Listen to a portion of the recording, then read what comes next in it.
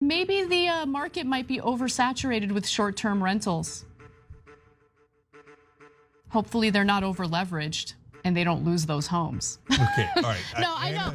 And that was Anna Kasparian, who is a news anchor for TYT, the Young Turks, and she was talking about the current state of short-term rentals, and as you could see, she is fired up.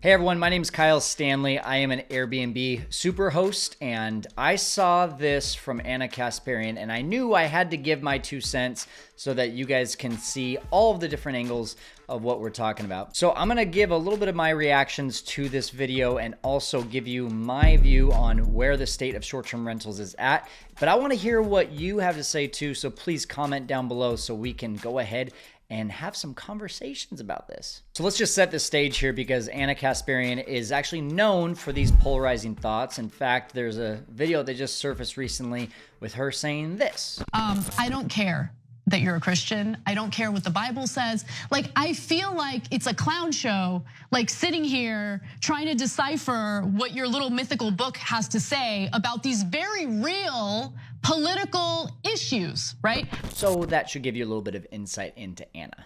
Now, I don't really blame her for this, because I actually myself used to be a news anchor. I was a sports anchor, and it was not on a national level like Miss Kasparian. But I will say that was when I first found out that, if you really want to make it in that kind of industry, you have to be polarizing. You have to be giving extreme opinions. And for that reason, I understand where she's coming from. Anyway, let's go ahead and break this down, and let's start from the beginning so that we can give you a little bit of context. 2 years ago, I bought a house in Palm Springs and renovated it, and last January, I put it on Airbnb. When the house was finally ready, I was so excited to see how it would do on Airbnb. I'm not gonna sugarcoat it, you guys. We lost money. It's not looking good. That's an Airbnb host by the name of Shelby Church, and her experience seems to be replicated among other Airbnb hosts who have noticed that their bookings have gone down considerably. In some cases, not a single booking for the rest of the year. Now, this is a typical news station, and once again, I don't blame Miss Kasparian, but what I can say is that they're going to show you one side. They're going to take one quote, and they're going to say exactly how they want to spin this.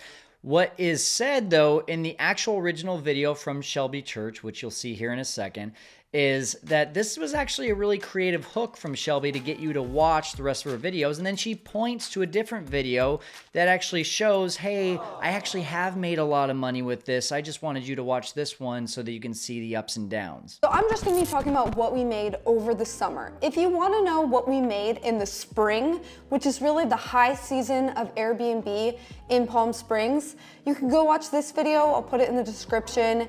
That is where you're gonna see like the good months where you make a lot, and exactly how much it all breaks down to. So go check that out. And of course, as soon as you click on it, you see the real earnings, which were had in January through April. So in total, the last 4 months, we made $33,869 in revenue, which is all right, but we really should be able to make a lot more in January and February. Those are actually like the high season. People travel here a lot then, but we weren't really prepared as much. Like, we were renting it out, but we weren't really optimizing, I would say. So in 4 months, over $33,000 after expenses is what she made. But again, I don't want to do what TYT did and just show you one side. I want to show you both sides. So let's look at what Shelby said about her summer. So for June, the total expenses were $4,300. July was about the same.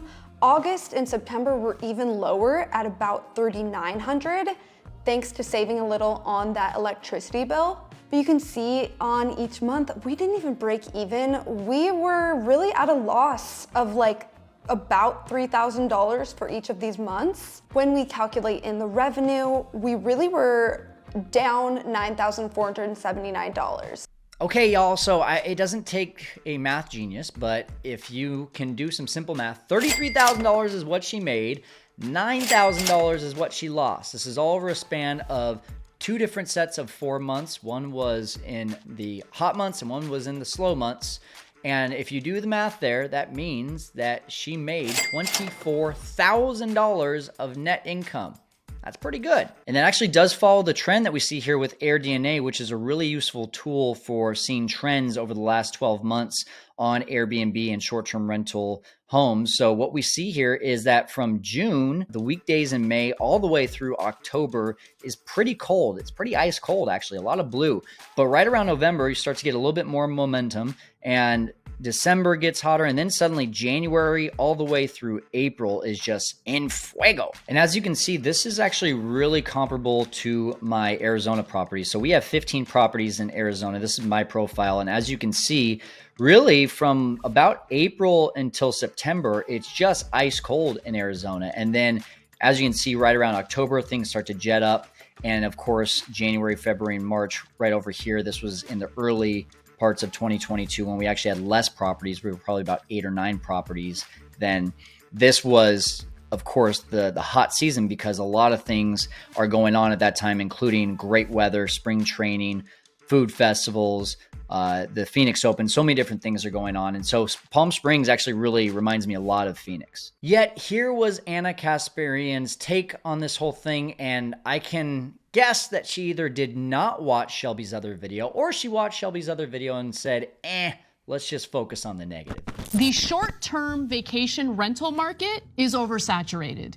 These are typically apartments or single-family homes that did mortgages or long-term rentals, but they got snatched up by white-collar workers, wealthy people who are like, I just want to make some passive income. Hey, that's a good Valley girl. I like that Valley girl.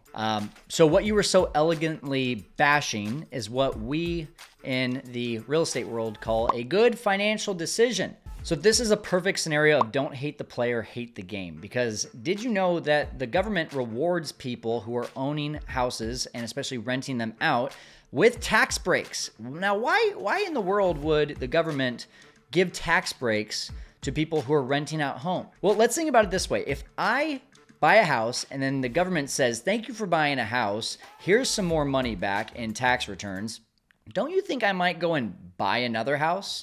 And then the government says, oh, by the way, if you improve the quality of that home, we're gonna give you even more back.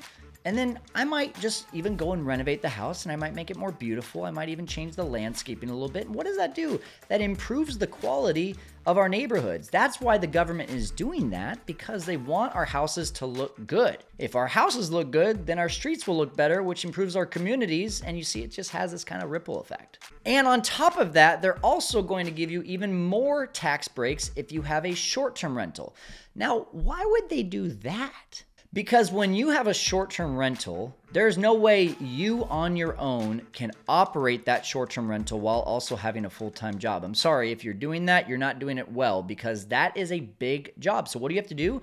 You have to hire other people. You have to hire cleaners and contractors and customer service, and they are gonna go and do it, and you're gonna pay them. And that's what we call creating jobs. Let me give you some real-life examples with this in my own markets and my own business. My chief of operations, when she first started, was an unemployed stay-at-home mom. This year, she's on pace to make over $80,000. My cleaning manager was actually laid off during COVID and didn't have a job, and she started as a cleaner, and now this year, she's gonna make nearly $60,000. We have 12 cleaners on staff that make over $1,000 per month with a part-time effort, and they have other jobs or other responsibilities outside of what we're doing, along with countless numbers of jobs that we've given to contractors and handymen. So it turns out the government not only likes it when we buy houses and make our streets nicer, they also like it when we buy houses and create jobs out of it. Okay, now let's keep listening to Anna. So this all started with a viral tweet. I gotta show this to you.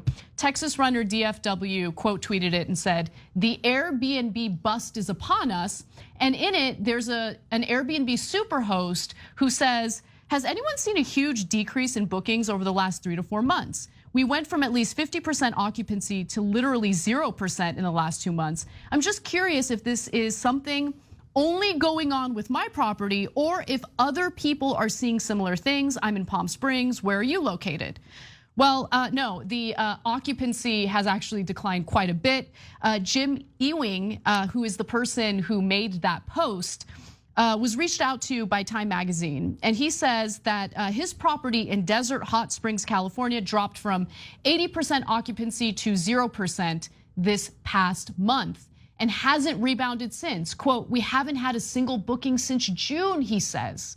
So I'd like to take this chance to show you and to just get you to understand that this is all just noise by showing you some of my markets and the occupancy rate. So this is Fresno and Clovis, which is my main market. We have about 40 rentals. And as you can see, we're at 86% occupancy over the last calendar year. This goes over 365 days right now. Now you can ignore this little downstream here because this is in November, which currently we're 58% booked in November, and we're only on November 11th right now. So we still have a lot of time to get our rankings up. But if you notice, yes, compared to the last calendar year, slightly down, slightly. We're talking, right here in October, about 6%, right here, about 10%, right? We're not talking about these, this is the worst right here, 13%. We're not talking about these drastic from 80% down to 0%, for God's sakes, right?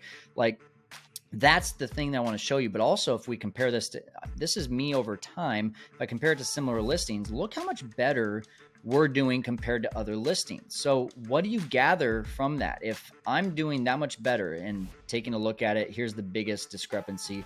25%, right around 25% more occupied than the competition. Well, it's really just knowing what you're doing. When you see messages like this in the news from, the tweets and the Facebook posts and all that, all it is noise, because those people jumped in when Airbnb and short-term rentals were becoming really popular, and they thought, hey, I have this really basic house.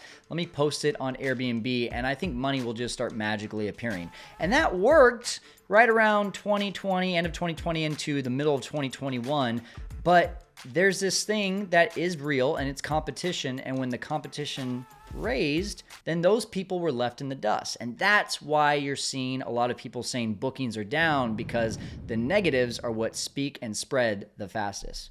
But the next thing that is wrong with what Anna shared is that they have now shown 3 different hosts that are in Palm Springs. And we've already established that Palm Springs sucks in the summer, and that's when people are complaining. So I did some digging and I found that exact post, and this was what I was looking for. I was hoping that Jim showed his listing. And now, Jim, what I'm about to do is I want you to take this as constructive criticism. I'm trying to help. I don't want this to come across any other way than that. The first thing that sticks out to me is the fact that you have the same area in all of your first 5 photos. You have so few amount of seconds to grab your guest's attention. Show some variety. So that's the first thing. The second thing is we can tell that these are not professional photos. These are very obviously cell phone photos. These do not work these days. We have to have professional, well-lit photos. And while Carrie here is hosting for you, it looks like she's doing a great job. 27 reviews. They're all 5 stars.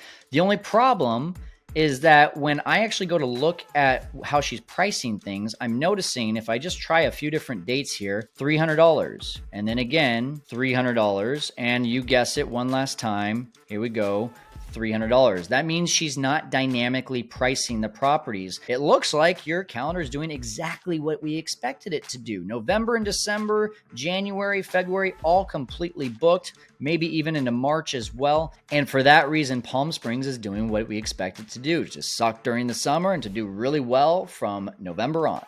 Now, I do want to go back to one thing that Anna said that I really do agree with. See, Anna, I do agree with you. I'm not just here trying to say the other opposition. I actually agree about one of the things you said about the current state of short-term rentals, and I want to take that as a chance to give you, who are listening and watching right now, the chance to see my perspective on it as well. Now they're thinking about either selling the properties or, instead of doing short-term rentals, doing long-term, normal rentals for people who need housing, which means it could increase the supply of rental properties on the market, and that could lower the price of rentals if things work out the way they're supposed to in an economy where things don't seem to make much sense more and more every day. Anna, I could not agree more. And especially in places like Palm Springs, the rental market is ridiculous. So I did a quick research. I just Googled how many homes are there in Palm Springs, and the number came out to 20,516. Compare that to how many are listed on AirDNA. This right here, 4,000, over 4,000